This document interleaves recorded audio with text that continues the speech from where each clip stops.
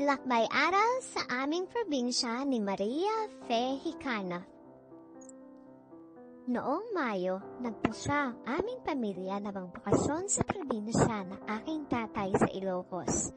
Kami ay nagbiyahe ng malayo mula sa aming tahanan sa Taguig upang maslayan ang ganda at kultura ng Ilocos Norte. Sa aming unang araw ng aming pagdating, kahit medyo pagod pa kami ay pumunta agad kami sa dagat. Ako, ang aking mga magulang, kasama ang aking mga kapatid, ay nagtungo sa dalampasigan upang maglaro sa buhangin at magtampisaw sa mababaw na tubig. Napansin namin ang mga malalaking alon. Agad kaming sinabihang mag-ingat sa mga ito. Pagkatapos sa aming paglalakad sa dalampasigan, isang salo-salo ang inihanda sa amin. Nakalatap ang mga pagkain sa isang mahabang mesa. May mga isda at karneng nakahain.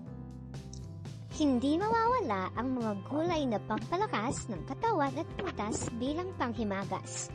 Kahit ayoko ng gulay ay pinilit kong kumain dahil alam kong masustansya ang mga ito. Natural ang tamis na pagkaprutas kaya kumain na din ako nito.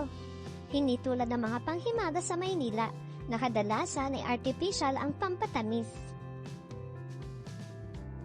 Ibang-iba ito sa mga kinakain namin sa Maynila, na kadalasan ay fast food. Makikitang sariwa ang mga pagkain dito sa probinsya.